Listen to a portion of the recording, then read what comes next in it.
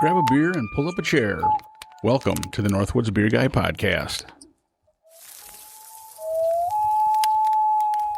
Hey, ladies and gentlemen, welcome back to the Northwoods Beer Guy Podcast. This is Mike, the Northwoods Beer Guy, and this week we are coming to you from the Northwoods. And this time we are joined by a couple special guests. We have my brother Brian, the mad scientist. He's here. Hello, everybody. And we are also joined once again by Larry. Hello, everyone. So, guys, we're up here in the Northwoods, and it's fairly quiet right now. Kind of peaceful. Kind of like it. Absolutely. I'll take it.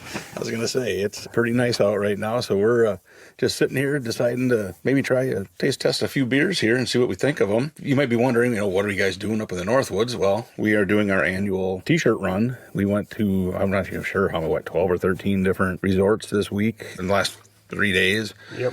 And got, I believe it was 4 t-shirts apiece, so rather interesting. It's it's a tough game, but somebody's got to do it. That's right.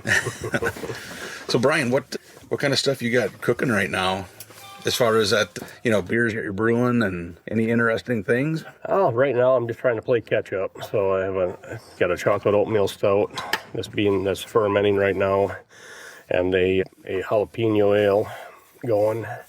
And then this coming week, I'll be making a sour, get one of them started again. So. Really? Okay, nice. And then currently we have 12 beers on tap total.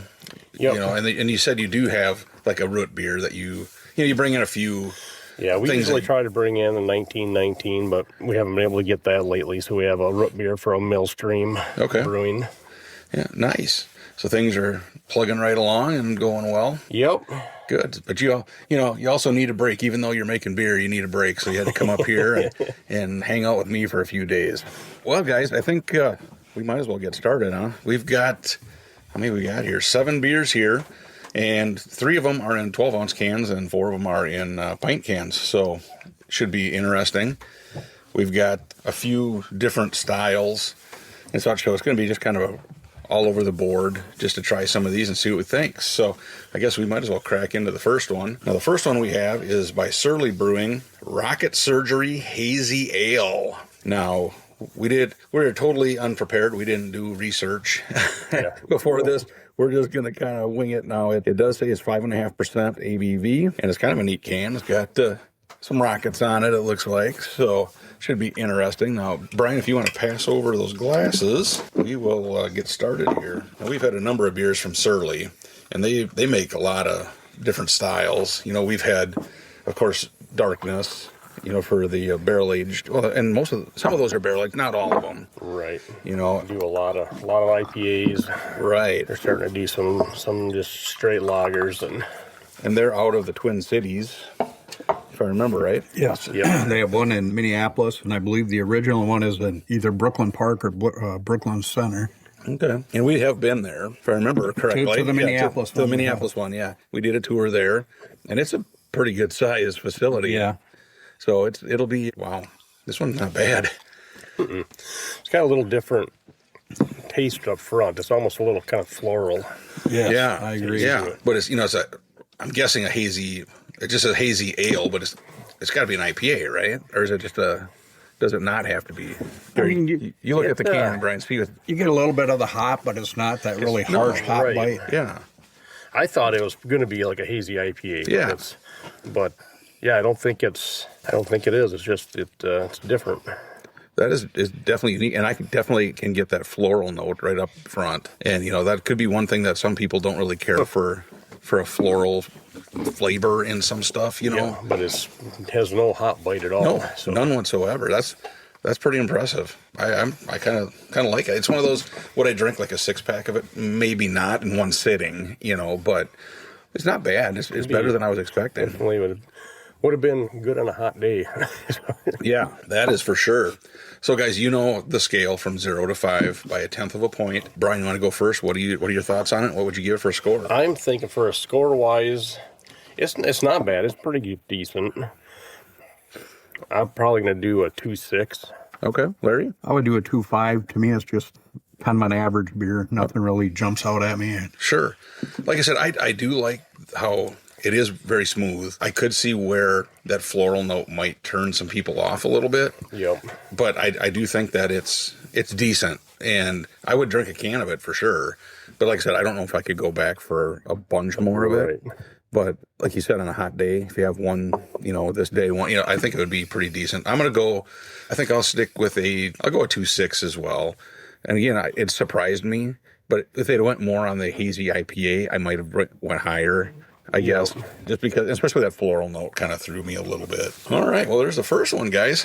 And this one, wow, look at the can on this one. This is here. This one's 7 If I look Hills. on the front, I was looking on back, and this, yeah. So this is by 7 Hills Brewing, and we've been there. I've been there for sure. It's in Dubuque, and this is Purple Rain sour ale with grape drink, cotton candy, and lactose. So I wonder what they mean by grape drink. I mean, I'm guessing like Probably either grape concentrate or... Okay. At the brewery, you were doing kind of an interesting thing. It was with this beer, wasn't it? yes. So what is it you guys do, or not all the time, but what is it? Well, on Sundays down there, we like to take different beers and mix them. So we actually mixed this beer with some peanut butter whiskey, and we were calling it PB&J. Okay. And it tasted really good. Nice. It definitely has a grape color to it. It's definitely that darker, kind of a purplish. I think this is considered a sour, Yeah. but it's not overly. What are your doesn't thoughts? make your jaw tighten up when you Right. drink it. What are your thoughts on that? Because to me, it seems like the sour market went almost way sweeter. Yes, Yep. I agree. And you know what I mean? And it's not that I'm complaining, because those ones that are tart where it hurts your jaw and all that is so tart. Yep. I'm not like a big, huge fan of that, but I'm just not. I think that market has just had to evolve. Just like anything, when people are buying the sweeter ones a lot more, so there seems like they're stopping to make the ones that hurt your jaw when you drink them. And so I think it's just the market, the demand. So, I'm just wondering, like you said, the market has had to Evolve, evolve and stuff. I'm just wondering, should they still call them sours? I almost think they need to take the tart ones and keep them sours and make these like sweets or something. Else. You know what I mean? I don't know what you think on that. It just seems to me like sour is a little bit of a misrepresentation on a number of them now. Well, I don't know. I think they'll still call them sours just because of the fact that the yeast strains that you use to make these, basically when they're making them, they're not souring them as long. Okay. If they kept them in the fermenter longer, with that yeast strain, then it would get to be the real tart. Okay. So that's part of it, that they're like pulling it out or ending it faster or sooner than they normally would. Okay. Interesting. Because Jim and I have talked about that a lot too, and it's just like it just seems like more and more. Yeah, there's some of them that when you're like, if you're kettle souring them or that, you have to go, say, a minimum of 24 hours, but you can go let them sit up to 72 hours before you finish it. So, it comes down to how long you let it sit in there and do its thing. Yeah, I mean, we've talked about Barntown before, and Sylvan that we've all been to, they had some sours there that were not sour, they were very good. I think people that know what they're doing on these new generation of sours, if you want to call them that. I mean, there's some really good ones out there. Yep. This one, it does have a little bit of a tartness to it, but not over the top. Right.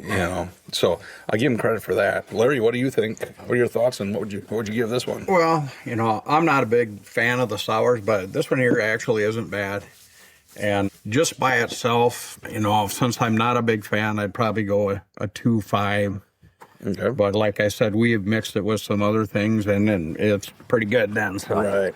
Yeah, I agree. I'm going to go with 2.5 as well. It has that, where it's a little bit like a Jolly Rancher grape flavor. Right. Yep. Right. But then it does have that little tartness to it. So it is, in my mind, it is a little bit closer to a sour.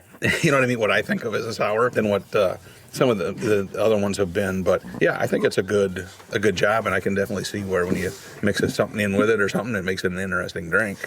I think a lot of these too that aren't overly sour like this are more like a Berliner Weiss type beer also. So but they still call them. It's still in the sour. Oh, that category. is part okay.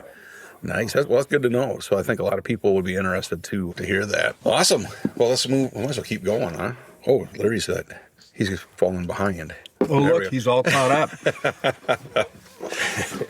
Well, we're going to change a little bit here. We're going to a hard cider with honey and cherry. This is by Bee Nectar. Now, I correct me if I'm wrong, but I think pretty much all they do are like ciders and that. And this one is their zombie killer. And there, look at the label on that one. That's a pretty interesting. Ooh, yes. Did this one have, I'm just stepping back here, what the ABV was? 6.4. Okay, that was on the Purple Rain. All right, now the Bee Nectar Zombie Killer. Let's see, does it say 5.5? So it'll be interesting. For a long time, I really wasn't a big cider fan. A lot of them taste real similar, but I've had a few where it definitely has a different flavor to it. And Bee Nectar, I think they do a number of them that are a little different. So it'll be interesting to see how this one is. Pass that down. As far as aroma goes, I mean, a little bit of aroma, but not a whole lot. I do get the apple kind of a smell. Boy, that one's kind of sweet.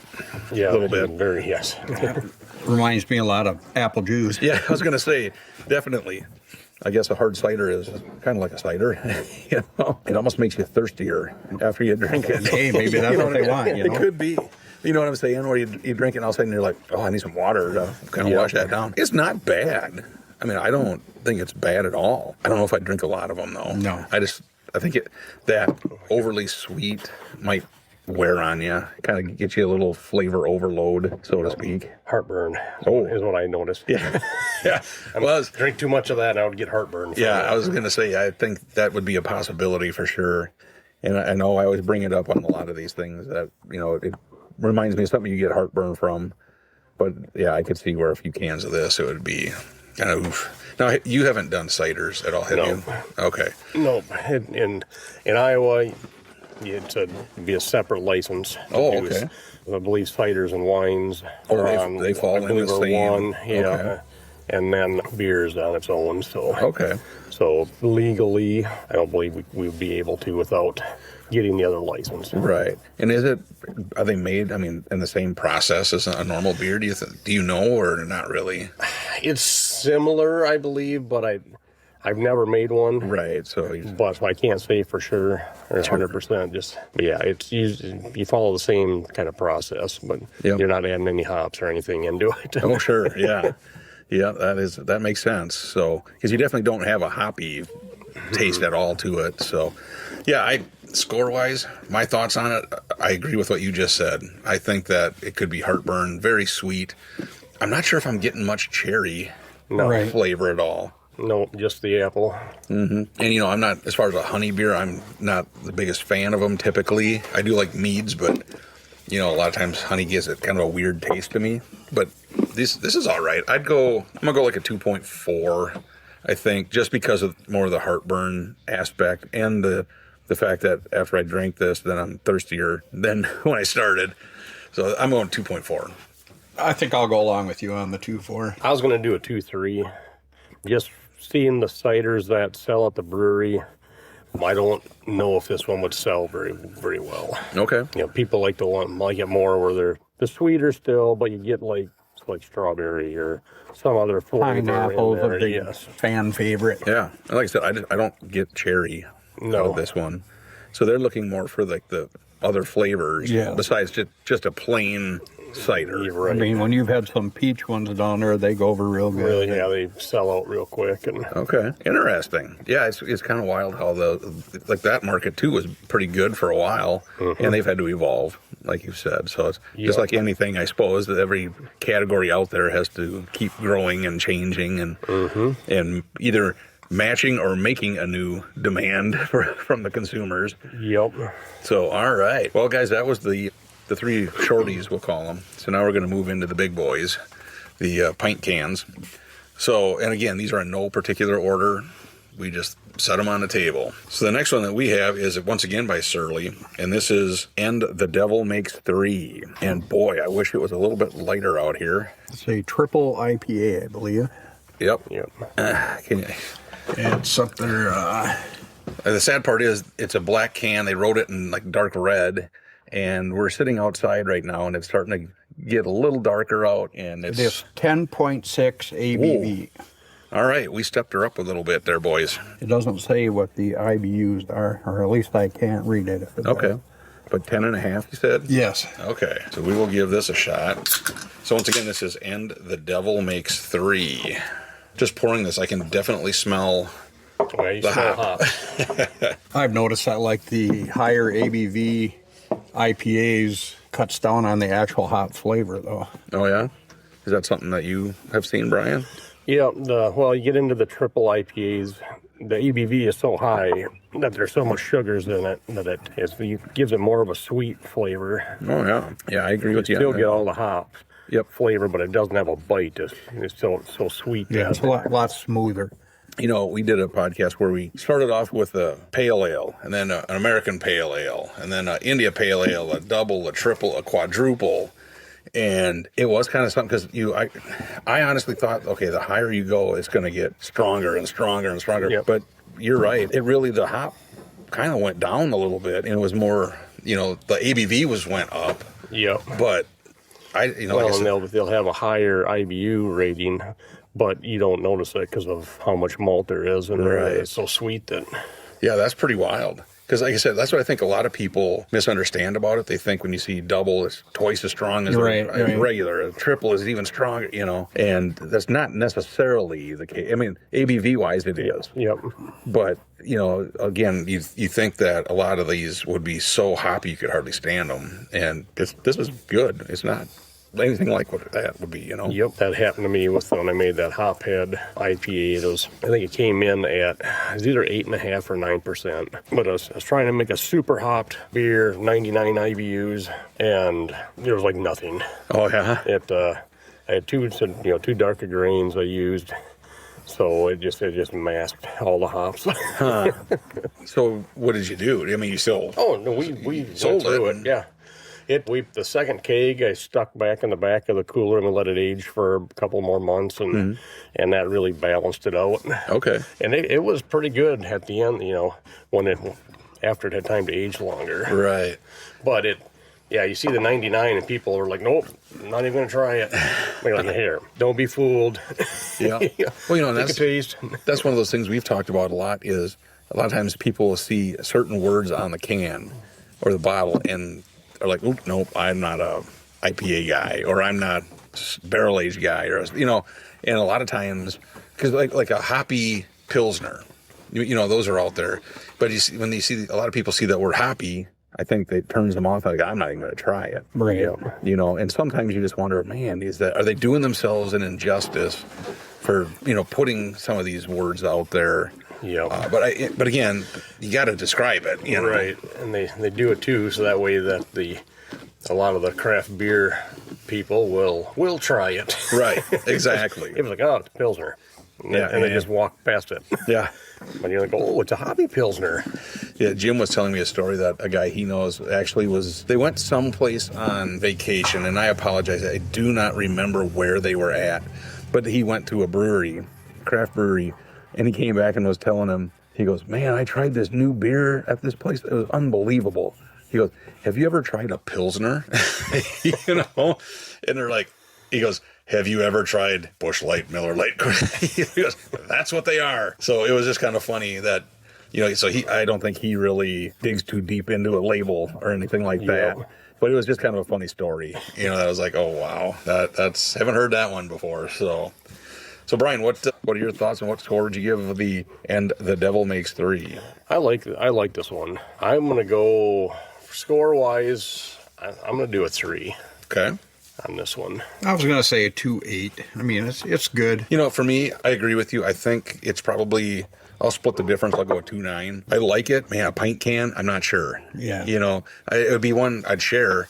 I'm just not sure. And if I did finish the can, I don't know if I'd get another one.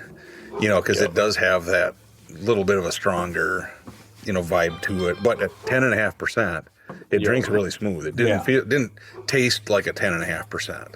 Nope. So I give them credit for that. So that's really good. And now the 3, I think it's because they used 3 different hops, don't they? I believe. Yes. So Yep. we We'll have to look into that a little more, but it's pretty cool. It's good. So, well, boys, we're going to move on to the next one here. This is by 608, and we've been there in La Crosse, Wisconsin. This is their Cold Lunch Kid, and it's kind of funny because we were talking about Purple Rain and some things you guys have done to, add a little to it. This is a peanut butter and grape jelly sour. Kind of funny. I didn't realize that that's what it was when we were talking about the other one. And it says contains peanuts. Now, where is the ABV on here? I'm trying to... 5%. So this is one of the, probably our lowest one, I think, so far. Yep. So we'll give this bad boy a try and see what we got. This is also, once again, in a pint can. Oh boy, another colorful one. I'm interested to see if it has like powdered peanut type flavor or if it has more of a, actual peanut butter aroma. I'm trying to figure out that. It's a little different. And get the peanut butter on the aftertaste. Yeah, you get a lot of the grape right up front. Yep. Oh, yeah. That's a little different.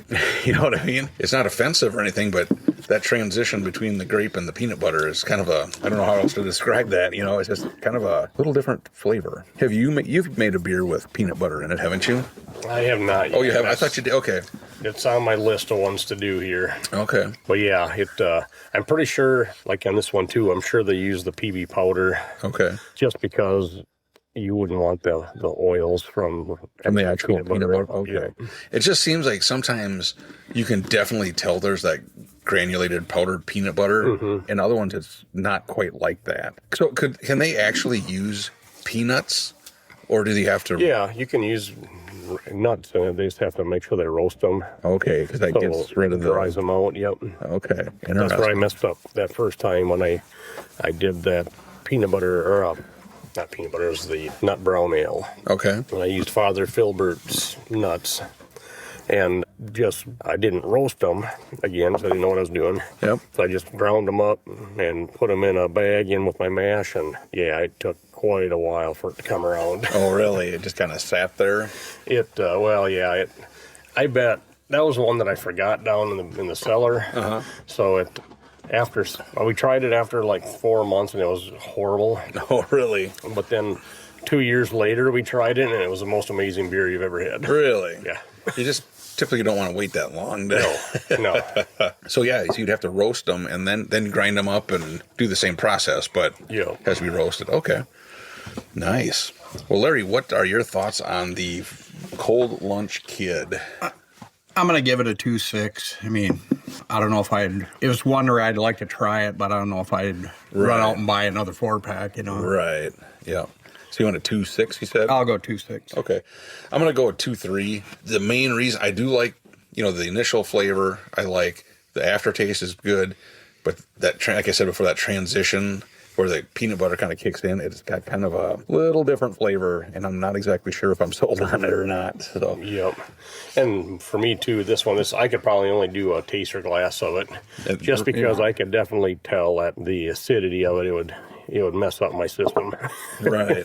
But I'm going to do a 2.3 on it as well. Okay. Yeah, I don't know. I really haven't had where I've tasted a peanut butter and jelly, any kind of jelly, where it's really kind of worked. Yep. I mean, really good, where you're like, oh yeah, that tastes just like a peanut butter and jelly sandwich. I really haven't found that yet.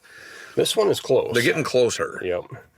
For sure. And again, like you said, I just think I could see the heartburn thing kicking in, and it's just kind of, so I don't know. I guess we'll just leave her at that and kind of go from there. Well, hey, we're on to the second to last one here. Another Surly. And this is Damien Child of Darkness Ale. Look at the scary, face on that. That's scary. And it is only 6.5%. I thought with the label like that, it was going to be higher. Well, they make Damien, when they're making Darkness, the first run is Darkness, then they do a second run on the same grains. Oh. And they make this beer out of the grains from Darkness. Really? Okay. Run. So on the back of the can, it has a little write-up here. From the blackest depths of the brew house, Damien, a dry-hopped black ale, spawns from the usually discarded remnants of darkness. Flavors of roasted malt and dark brown sugar are suffocated by hop aromas reminiscent of tangerine and pine. So I had no idea that that's what this was from darkness. Yep. They just rerun it. Yep. Interesting. I guess, is there a lot of places that you've heard will do something like that? Or do you not really? The only one that really promotes it is Early. These guys? Okay. But I have heard of smaller breweries doing it. If they do an imperial stout, and then they'll I got a little too much head on yours there. They'll run their imperial stout, and then they'll run another batch. Okay. Just to get like a 4% beer out of it also. Okay. Didn't Surly also make a whiskey out of like Furious or something? Or Yep. So they had somebody distill it? So they did a liqueur, or if I'm going to say it, out of Darkness. Okay. And they've done a whiskey out of Furious. Interesting. I remember Sand Creek, they did a whiskey out of Oscars. Yeah, and so it's kind of interesting that the places are starting to do some of that. And when we were at Between the Bluffs, we talked to the gentleman from New Glarus, and they said that they've been distilling for 10 years. They've got like some source of alcoholic whiskey or something that's been aging for 10 years, and they're actually adding a huge distillery onto their facility. So it'll be interesting to see when that's open. So anyway, let's get back to Damien. Boy, that's got a hoppy to it. That's got a hop, The aroma is definitely a hop aroma. Mm-hmm. Flavor, you can taste it. That's interesting. I'm still kind of blown away by the story on what it is. Yeah, it's the black. It's a black ale. They call it Considerate. I am surprised that it was still 6.5%. A lot of them that I've heard of that do it, it's like a 4% beer, the next one that they do. But I suppose their equipment is so huge that it... So when they rerun it, because it's already taken a lot of the sugars and such out of the grain, right? So you're just getting the rest of them out of it. Is that why it's lower? Yep. ABV? Okay. So there is still some, they fill it back sugars up, in there. the mash tun, and just let it steep for another 2 hours or however long they do it. And yep. Huh. Interesting. So Larry, what do you think of Damien? I mean, I like Darkness, so Damien's all right, but I probably don't like it as much as I like Darkness. But I'd go 2.7. Okay. I am 100% agreement. I really like Darkness. Now, they've had some versions of Darkness that are a little, the variants have been kind of, but there's been a number of them that they've got some really good variants of too, besides just the normal Darkness. And I agree. I like those better, I think, than Damien. It's still very good. I could drink a can of it for sure. I don't know if I'd go more, just because it definitely, if you're not into hop, you wouldn't really want this, So I'll go at 2.5. I think I'll put it there. Again, I think they do a good job considering the story, and I had no idea that that's how it came about. So that's really cool. And the artwork, you got to give them credit for that, because that's our freaky looking doll face on there. So. Yep. I do like this one. I wish it had a little bit more of the roasty notes to it. It seems like the hops have kind of overpowered a lot of it. But I'd say I'm going to give it I'm going to do 2.6 on it. Okay. Yeah. Like I said, it's surprising. Like I said, I had no clue on that, how they did it or how it came about. That's really cool. I'm trying to think of any. Yeah, I don't, like we had said, I haven't heard of a lot of other companies doing it. I'm sure some do. But it's an interesting thing, and hey, if you can do it, I'm sure the cost, they don't have as much cost. No. You can do it, Nope. All right, boys. Well, we're on to our last one. And this one is representing Hayward, Wisconsin. This is from Angry Minnow, and this is McStucky's Scotch Ale. And does it say, trying to see if they have the ABV. I am not seeing, I'll have you take a look, Larry. I'm not seeing where it says. Now, we ran into Hayward. Unfortunately, both times we went into Hayward while we were up here, it was before the tap room opened. And if you've ever been to Hayward in the summer, it's crazy busy. And it's like, how long do we want to hang out in town, to wait for them to open? So we actually did buy this at the local liquor store in Hayward. So yeah, I'm not seeing it. I'm sure we could ask our friend Google. Right. Not a problem, though. We'll crack into her, and we have some quote-unquote neighborhood dogs barking, as you probably hear, ladies and gentlemen, so we apologize for that. Larry? Well, right off the bat, I really like the color on this one. It's nice and dark. Definitely has, and you can see dark, it's like dark amber. Like almost a red, not quite a red, but it's definitely a dark amber. white head on it. I don't know if there's much aroma. I do get like a Scotch ale kind of aroma, kind of malty. Yeah. Yep, it's pretty good. I like that. That's one beer I need to get down yet is a Scotch ale. I was going to ask you if you've done a Scotch ale. Or... I did one and it didn't turn out. Okay. So I ended up just dumping it. Okay. So I need to try another batch. And I don't know if I just got a bad batch of yeast or what. Does it use a different kind of yeast, or is it? Yeah, there's a Scotch ale yeast. Oh, okay. You can use. Okay. So I'm gonna do some look and see if I can find a different brand Gotcha. and try and make another batch of it. You know, Scotch ales, it's kind of funny because they're one of those types of beer. It seems like you really like them or you don't. Yeah. You know, because our friend Tom, he really doesn't care for Scotch ales. You know, and it's like kind of interesting because I like them. Yeah. I think they're good. You know, and Oscar Blue, they make Old Chub. That's a really good Scotch ale as well. And, I knew they made one, but I couldn't remember what the name of it was. Yep, and they do a really good job of it. And I don't know, I really like them. But it is true. There's been a few of them I've tried that are, you know, but you can say that about anything, you know. Yep. So I'd love to make one similar to the elderberry Scotch ale. Yeah. Oh, from Sand Creek. Yeah. That is so good.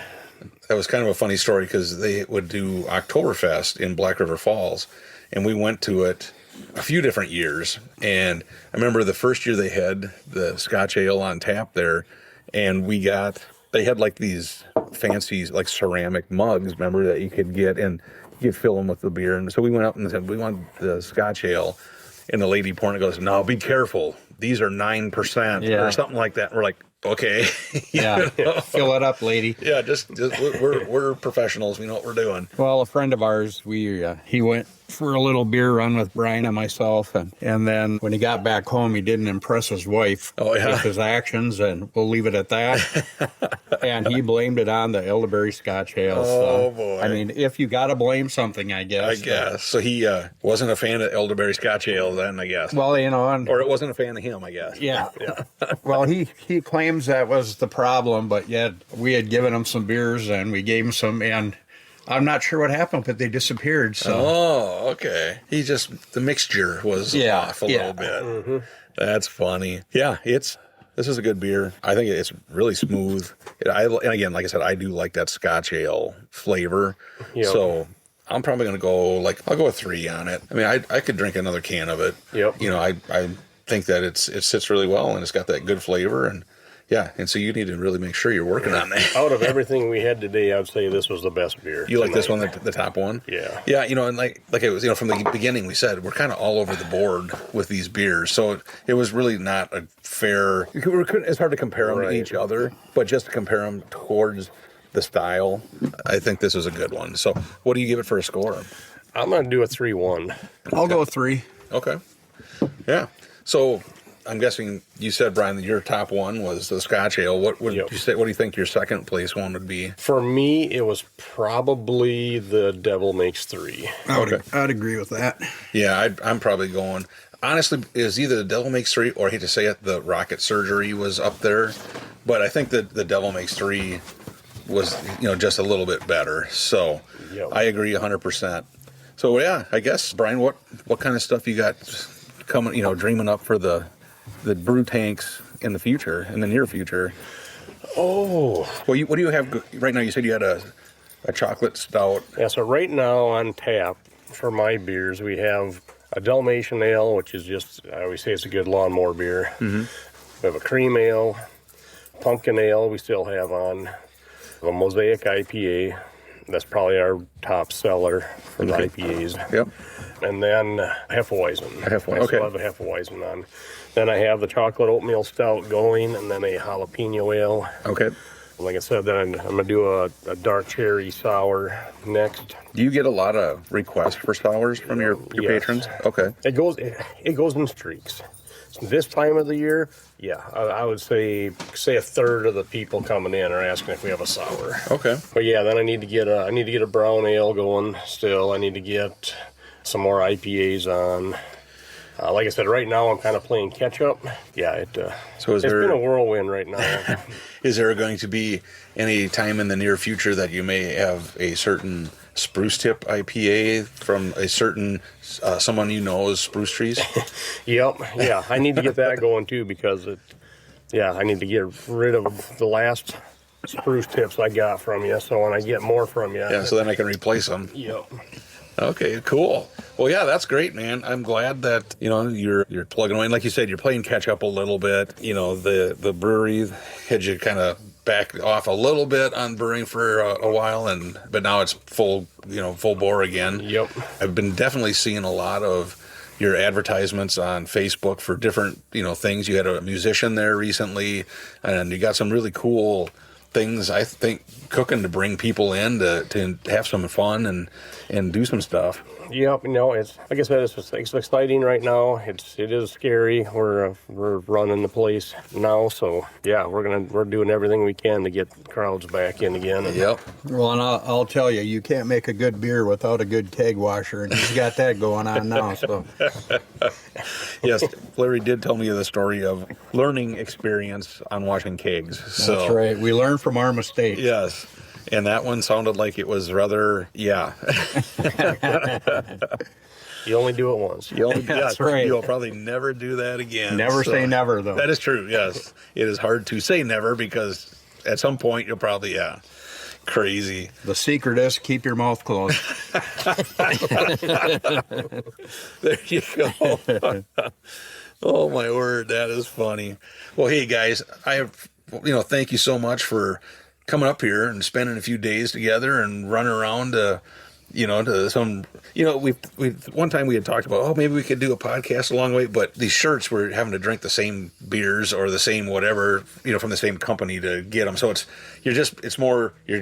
seeing the different locations. Right. Yeah, and it is a marathon. So the fun part with this is just going to all the different resorts. Yeah. Even though you're drinking the same things at all of them, it's just... Yeah. But a lot of the people that you run into, you only see them this time of the year, so that's good too, Yep, exactly. Well, cool, guys. Thank you so much. Thanks for bringing a bunch of these beers with, and we will definitely have more information with some exciting news in the future from Brian coming up. But once we get all that gets in place, then we'll head down and we'll do some on location stuff and definitely try and build it up. Awesome. Well, cool, guys. Again, Larry, I guess did I ask you what your favorites were? I think you told me. You said it was the Scotch ale and then the Devil. And then the Devil Makes Three. Yeah, I apologize. I've totally spaced that off. But yeah, awesome. Well, ladies and gentlemen, thank you for listening. And like we always say, we hope your campfire is always warm. And your beer is always cold. See you. Thank you for listening to the Northwoods Beer Guy podcast. If you have a question, a comment, or a beer you'd like us to review, please feel free to send us a message at northwoodsbeerguy@gmail.com. You can also find us on Facebook, Twitter, and Instagram. If you're on Untappd, look up Northwoods Beer Guy and send a friend request. Until next week, I hope all your campfires are warm and all your beer is cold.